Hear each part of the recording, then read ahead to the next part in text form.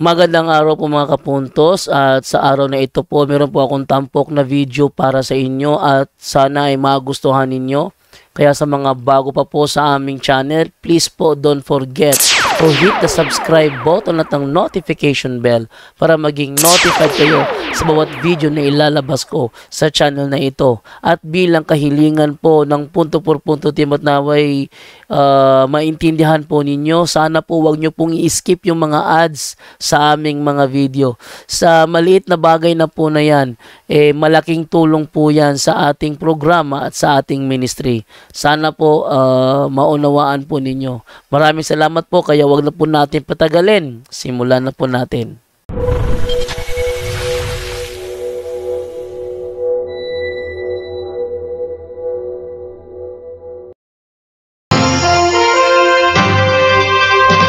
Narito na ang ating programa kung saan direktang sasagutin ang bawat katanungan, maging ang pangbabatikos ng ibang sekta ng pananampalataya.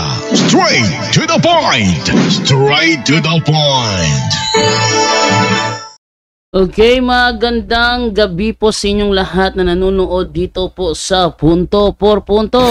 At sa gabing ito, straight to the point po muna tayo.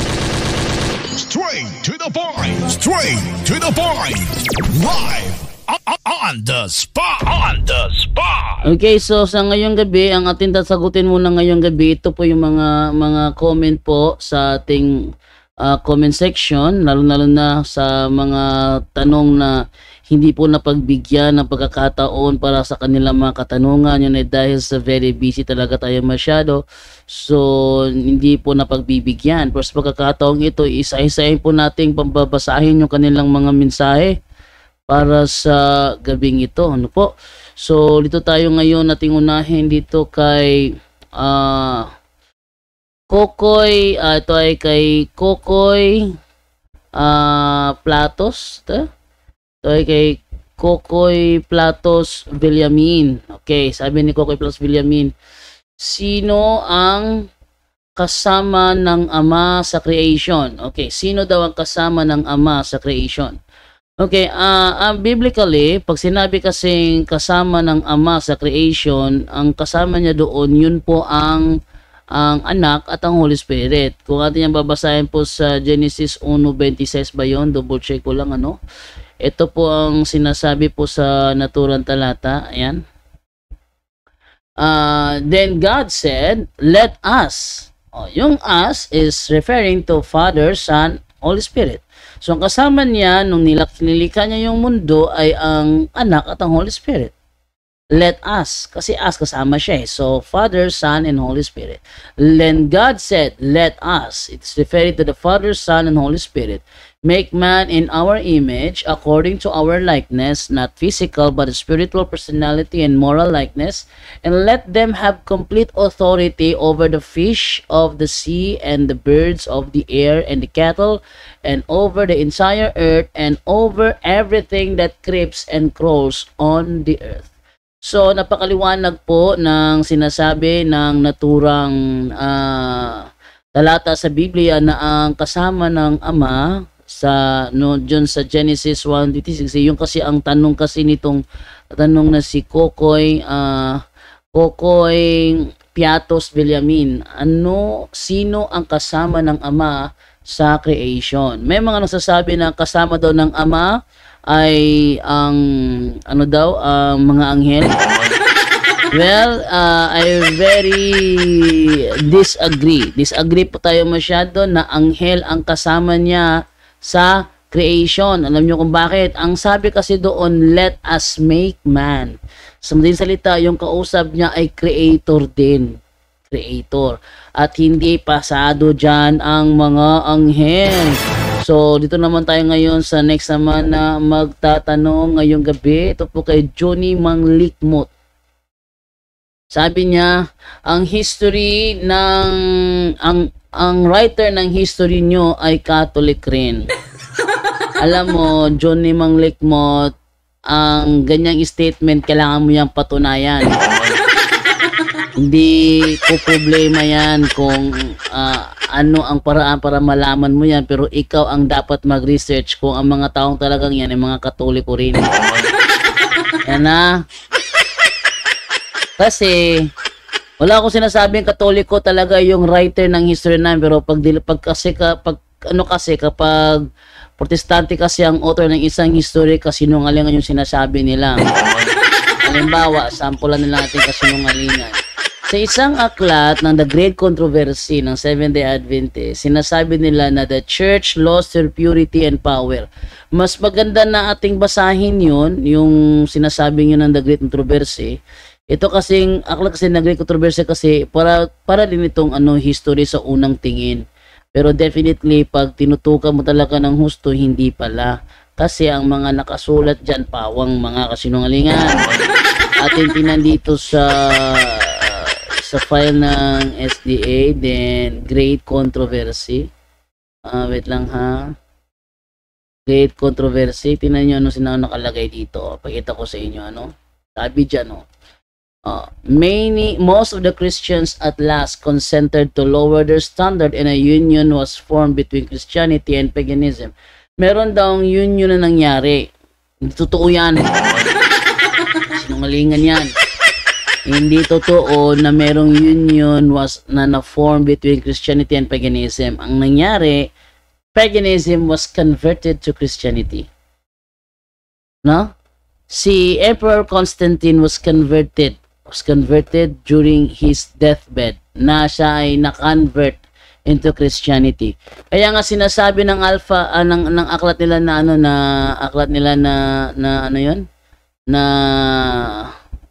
aklat nila na National Sunday Law, sinasabi doon, the Emperor Constantine becomes a Christian. Mas maganda siguro kung ating ipakita yun at ipakita yun yung sinasabi ng kanilang libro na si Emperor Constantine becomes a Christian. National Sunday Law yun Yung nasa aklat na National Sunday Law.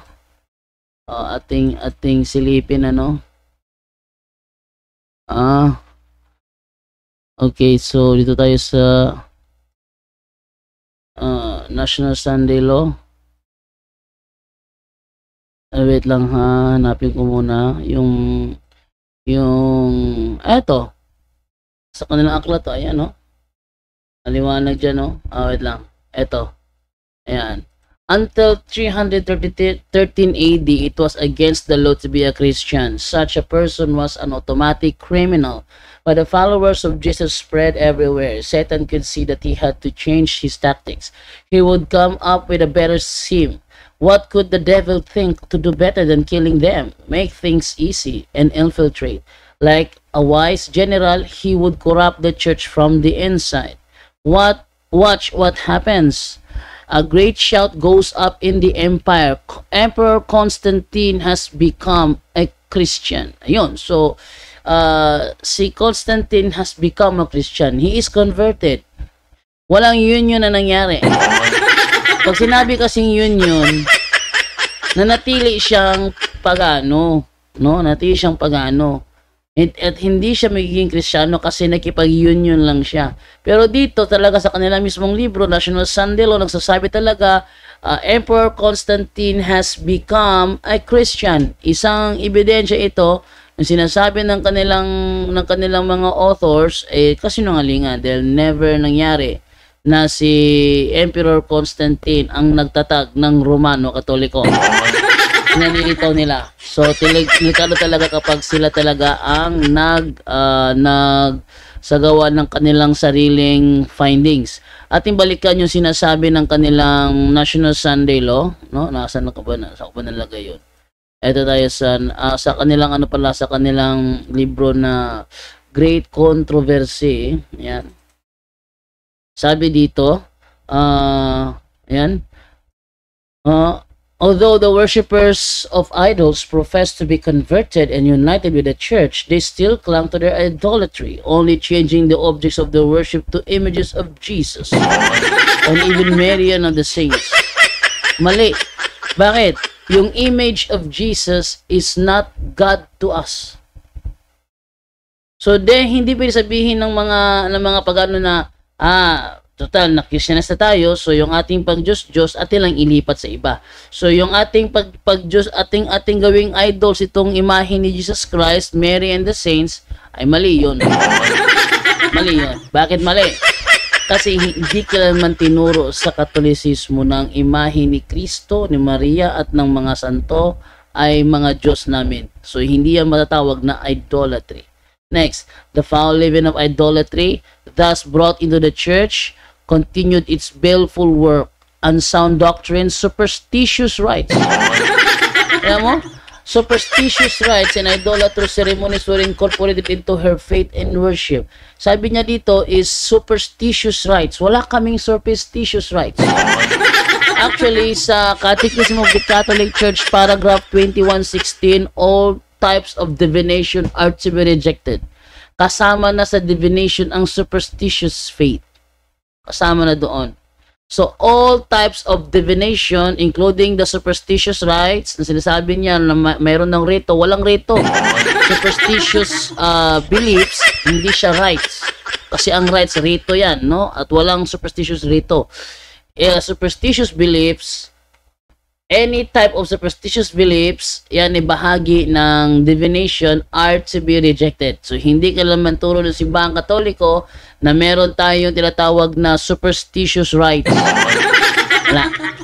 Unsound doctrines, no? Mga unsound doctrines daw. Wala tayong unsound doctrines. Akala kasi nila, pag tayo nagdeklara ng dogma, sabi nila, ay, invento lang yan ng Katoliko. Mali.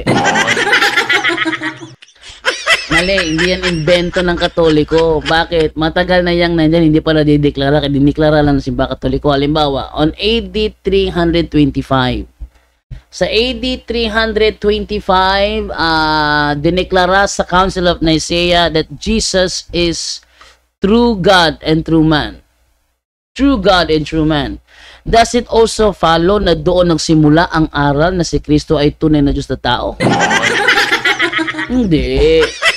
Matagal na ang aral na yan, wala pang deklarasyon, kaya nga nagkaroon ng debate sa pagitan ni Athanasius at saka ni Arius, kasi si Arius, kasi niniwala si Arius na si Kristo ay hindi tunay na Diyos.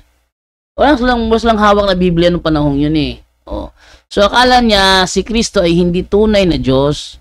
So tumindig dyan, laban sa temang yan si Athanasius, nagkaroon ng malaki ang debate yon. At ang matatalo i-exile, wala sa ating panahon yan. Oh, exile. So ano pa? As the followers of Christ united with idolaters, the Christian religion became corrupted. Oh. Tanong, makukorrupt ba ang Christian religion and the church lost their purity and power? Mangyayari ba yan? Ang sagot ay hindi. Alam niyo kung bakit? Nangako si Kristo. Sabi ni Kristo sa timbasahin sa Matthew chapter 16 verse 18. Ito ang sabi ni Kristo. Sabi niya, now I say to you that you are Peter, and upon this rock I will build my church, and all the powers of hell will not conquer it. All the powers of hell will not conquer it. Pero ang historya ng mga Protestante, ang sinabi nila, the Christian religion became corrupted and the church lost her purity and power. Itong pananaw na ito ng mga Protestante, ito ay salungat sa sinabi ni Kristo, I will build my church and all the powers of hell will not conquer it. So hindi talaga yan mako-conquer. Yung ginagawa ng mga Protestante, yun ay isa lamang pawang mga kasinungalingan. Okay, so yan ang sinasabi natin. Okay? So, punta naman tayo ngayon sa next na tatanong naman. Ito ay galing naman kay Johnny Manglikmot. Sabi niya, kasaysayan nga naa sa Biblia, dili sa history hinimo sa tao. Okay, so ginagamit niya ngayon kasaysayan daw. Ate, pakinggan yung yung ating binasa dito, ating ginamit kasi yung sinasabi doon sa Isaiah chapter 41 verse 4. Tingnan niyo. Ito sabi Who was it that made this happen? Who has determined the course of history? I, the Lord, was there at the beginning, and I, the Lord, will be there at the end. Ano sa Tagalog yan? 4. Sinong nasa likod ng lahat ng ito? Sinong nagpapagalaw sa takbo ng kasaysayan mula sa pasimula? Akong si Yahweh. So, ang Panginoon talaga nagpapatakbo sa ating kasaysayan. Ang ginagawa ng mga historia, nire-record lamang nila kung anuman ang ipinahintulot ng Ama na mangyari sa ating kasaysayan. So, record lang sila. Hindi gaya sa mga protestanteng author, hinahaluan ng kasinungalingan sa intention na ang Katoliko magbasa ay ma-discourage at iwan ang Katoliko at sumama sa kanila. Ay yung kanilang mga history ginagawa ay contaminated. Hindi po gaya sa history na ginagamit ng mga Katoliko. Hindi ito pabor sa amin, hindi ito pabor sa mga protestante. Ginagamit lamang namin ito bilang patunay na in reality, tugmang-tugma ang aming pananampalataya sa realidad. At never nangyari na history lamang sa Bible tinutukoy ng naturang talata. Mali yun. Okay. So move naman tayo ngayon sa next naman ulit na magtatanong. Ito naman ay galing naman kay Johnny Manglikmot pa rin. Sabi niya, 2 Timothy 3:16, tibuok kasulatan inspirado sa Dios, mapustano sa pagpanudlo, walay giingon nga apel ang history nga hinimo sa tao. Tama 'yon ang kasulatan ay magagamit sa pagtuturo, sa pagdidisiplina. But it doesn't mean na hindi kasama ang history dyan kasi mismong si Josue gumamit ng history. Ating basahin yung sinasabi doon sa Josue Kapitulo 10, versikulo 13. Ganito ang ating mababasa at simulan sa 12. Sabi dito, noong araw na ang mga Israelita ay pinagtagumpay ni Yahweh laban sa mga Amoreo, nagipag-usap si Josue kay Yahweh. Ito ang sinabi niya sa narinig ng buong bayan. Huminto ka, araw, sa tapat ng Gibeon, at ikaw rin, buwan, sa libis ng Ayalon. Tumigil nga ang araw at hindi gumalaw ang buwan hanggang sa matalo ng mga Israelita ang kanilang kaaway. So, ibig sabihin dito pa lang na na yung oras, naapektuhan na yung oras. Hindi ba nasusulat ito sa aklat ni Haser? So, si Josue mismo gumamit ng aklat ni Haser bilang patunay na yung sinasabi sa aklat ni Haser, pinatutunayan niya sa kanyang lecture dito. So, kung tama ang unawa sa protestanteng ito na si Johnny Manglikmot, na dahil walang nakalagay na kasama history, dapat sana walang sino man sa inyo gumagamit ng history. Pero problema lang, pati kayo gumagamit Kaso nga lang, karamihan sa mga history talaga ninyo, yung talagang kayo ang personal na gumawa, yung inyong project, pag yun talaga, automatic talaga yun, kasinungalingan. Okay, so, saglit lang muna konti, no? Dahil kunin ko muna si Michael sa school. Balik lang ako. A few moments later. Ayan po, tayo nakabalik na sa ating, sa ating studio. So, proceed po tayo sa next ulit natin babasahin sa gabing ito. Okay, sabi naman dito niya is, ang history ng mga Katoliko ay hindi nagsasabi kung sino talaga si Jesus. Bakit? Ano daw? Hindi daw nagsasabi kung sino talaga si Jesus? Nako, sinasabi namin. Baka kako, hindi mo lang siguro matanggap kasi salungat sa paniniwala mo. Oh, maliniwala. Baka yun ang totoo doon. Example, mataas pa talaga ang buhok ni Jesus noon? Yes! Nasa Rio yun, natural. Oh, talaga mahaba ang buhok noon. Ang sagot, unang Korinto 11:14, ang lalaki mahaba ang buhok, maging kahihiyan nito. Sinungaling! Yung sa unang Korinto, sa Korinto yun, hindi yun sa panahon, hindi yun sa Jerusalem. Tingnan niyo si Samson. Sige, Johnny Manglikmot, paano papaliwanag sa akin si Samson mahaba ang buhok? At ang nagbibigay sa kanya ng lakas ay yung kapangyarihan ng Diyos na nilagay sa kanyang buhok. Kaya nung siya nagpaloko kay Delilah, my, Delilah. Why, Delilah. I could see the girl was no blum blue. Around the sun of the flame of pum. Okay.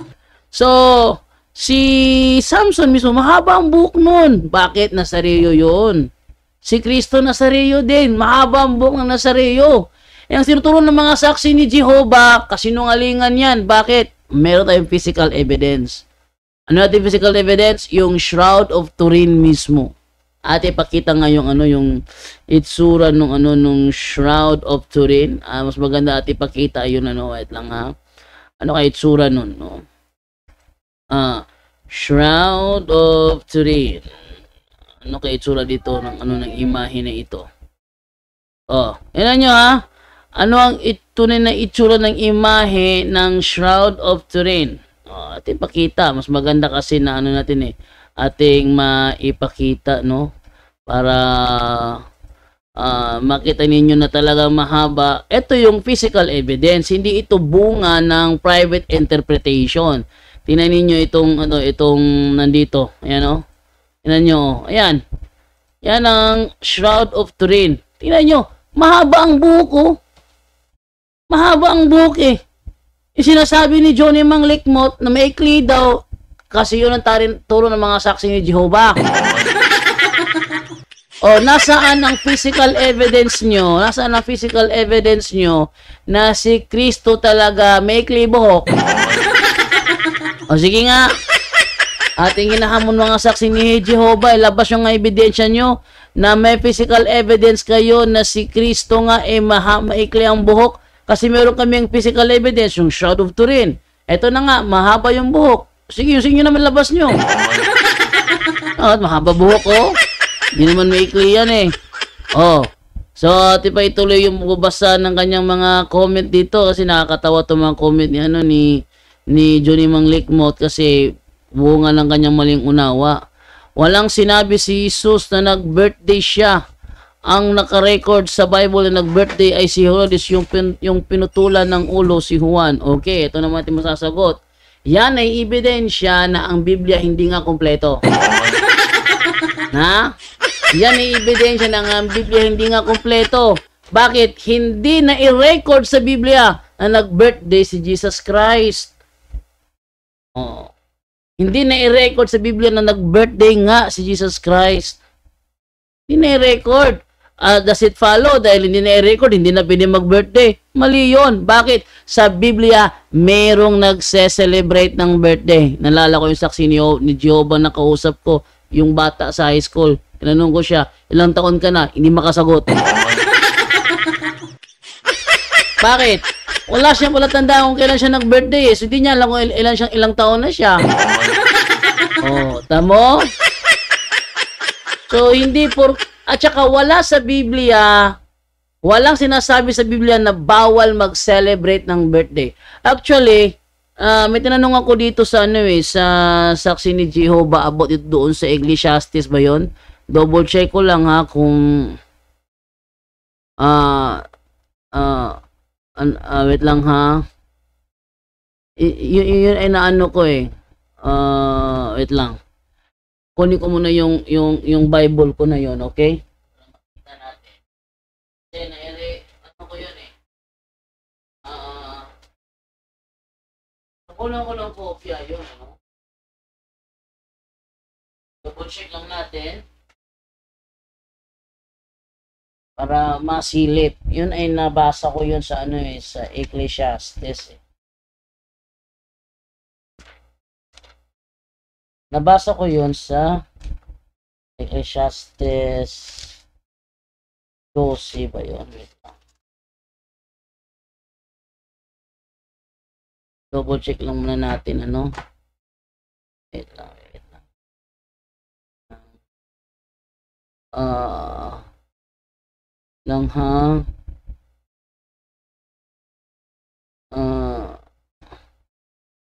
lang. Hanapin ko muna.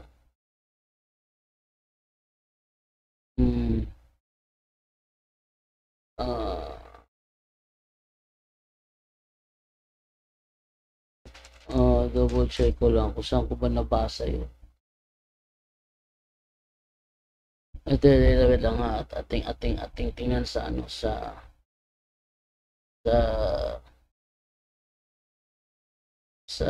cellphone o matriz din yung matag tayo sa Ecclesiastes. Nasa dulo yun eh. Ito. 11.8 nga. Sabi ko nga ba eh. 11.8. Ayan o.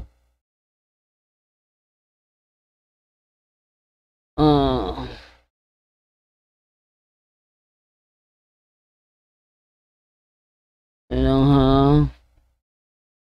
Tignan natin anong nakalagay dito.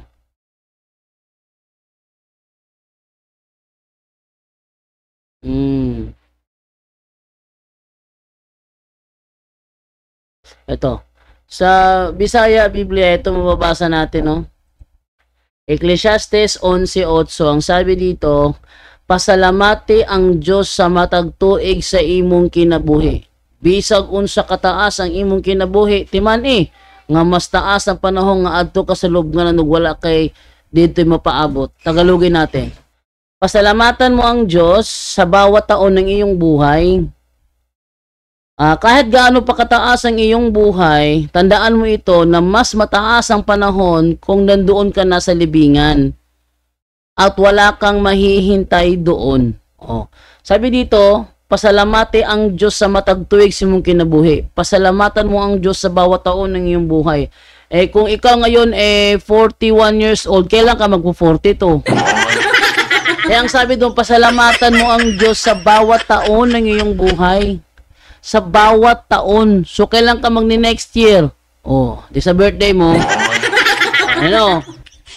So, yung aming pag-celebrate ng birthday, yun ay pag-alala sa aming pagpapasalamat sa bawat taon ng aming buhay. Ayun. So, yun ang ating sagot doon.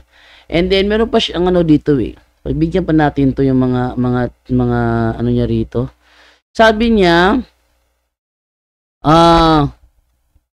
ito pa, 1:12:49, sabi ni Jesus, ang aking mga sinasabi ay hindi akin, kundi sa kanya na nagsugo sa akin. So, walang the same person, walang the same authority. Anong the same person? Anong the same person na pinagsasabi mo? Ha? Anong the same person yan? Okay, so, tingnan natin dito, yung meron kasi siya pinakita kasi, wait lang ha. Ating silipin dito sa ating magandang balita, Biblia. Okay.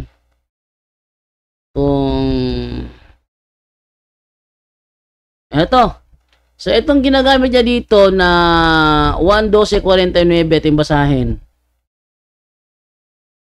Okay, 1:12:49. Ang sabi ganito. Sapagkat hindi ako nagsalita ng mula sa sarili ko lamang. Ang Ama na nagsugo sa akin ang siyang nag-utos kung ano ang aking sasabihin at ipapahayag. Sa madaling salita, ayan. Sa madaling salita, si Kristo pala, meron pala siyang, wait lang. Ayan. Si Kristo pala, meron pala siyang ama. Meron siyang ama. So, wala kaming turo na ang Ama at si Jesus, wala kaming turo na ang Ama at si Jesus ay iisa lamang na persona. Wala kaming turong ganyan. Ang sa amin, iba ang Ama, iba si Jesus. Ngayon, itong sinasabi sa 12:49, hindi bago sa amin to. Alam mo kung bakit? Kasi ito ay hinulaan doon sa Deuteronomy 18. Basahin din na 18 ng Deuteronomy, sabi dito. Kaya mula sa kanila, pipili ako para sa kanila ng isang propetang katulad mo, Moises. Sasabihin ko sa kanya ang aking kalooban at siya ang magsasabi nito sa mga tao. Sasabihin ko sa kanya ang aking kalooban at siya ang magsasabi nito sa mga tao. Kaya nga sinabi ni Jesus sa 1:8:40, ganito ang ating mababasa. Sinasabi ko lang ang katotohanan ng narinig ko mula sa Diyos. Ngunit pinagsisikapan ninyong ako'y patayin, hindi ganoon na ginawa ni Abraham. Ang problema ngayon, sasabihin ng saksi ni Jehovah, ano daw? Narinig niya mula sa Diyos. Tanong, saan ang Diyos? Saan ang Diyos? Ang Diyos, andun siya, kabilang siya doon. Katunayan, tawag ng Ama sa kanya, Diyos din. Hebreo 1:8, sabi ganito, ngunit tungkol sa anak ay sinabi niya, yung isa ating basahin, yung ang salita ng Diyos, version. Ayan, sabi dito sa 1:8, ngunit ito naman ang sinabi ng Diyos tungkol sa kanyang anak. O Diyos, ang kaharian mo ay magpakailanman at ang paghahari mo ay makatwiran. Sa madaling salita, yung Diyos sa Katoliko, isa lang na may tatlong persona. No, may tatlong persona, ang Ama, ang Anak, at ang Espiritu Santo. Ngayon, pag sinabi mong hindi Diyos ang anak, kasi sinabi ng anak na narinig ko mula sa Diyos, sa sarili ba niya narinig yon? Kung sinabi niyo yung ganon, sige, i-reconcile niyo itong Hebreo 1:8. Paano niyo i-reconcile yan? Na mismo ang Ama tumawag sa kanya na Diyos, ang kaharian mo ay magpakailanman. Di ba? So, malaking problema mo ito, Johnny Manglikmot. At ito yung pinakamaganda dito. Kasi kahit na anong pagsusumikap ang gawin mo para manloko yung asawa mo, hindi mo maloko. Yan. Kaya I suggest sa misis nitong si Johnny Manglikmot, tuloy lang ang panunood at pakikinig sa punto por punto. Tinitiyak ko sa inyo, hindi kayo maluloko na mister mo. Na? Yung mga saksi ni Jehovah mapasyal dito, pag tinanong ko na, takbo agad, sabihin ka agad, balik lang kami next time, pero wala nang babalik. Kung gusto nyo masubukan yung sinasabi ko, sige, itry nyo. Hindi niya pwede ipatubang, mama, katubang si Inara. A few moments later. So, yan po ang ating tampok ngayong gabing ito, dito lamang sa Straight to the Point. Sa madaling salita, kanyan lang. Sa madaling salita, huwag kayong magsawang manood ng punto por punto. Johnny Manglikmot, swerte yung asawa mo at nadatnan niya ang programang punto por punto. Dahil dito, hindi mo siya maluloko. Okay, maraming salamat po. Time to say goodbye na po. Paalam! At yan po ang ating tampok ngayon sa Straight to the Point, kung saan sa loob lang ng ilang minuto naging matibay ang pananampalataya ninyo. Maraming salamat po. Straight to the Point! Straight to the Point!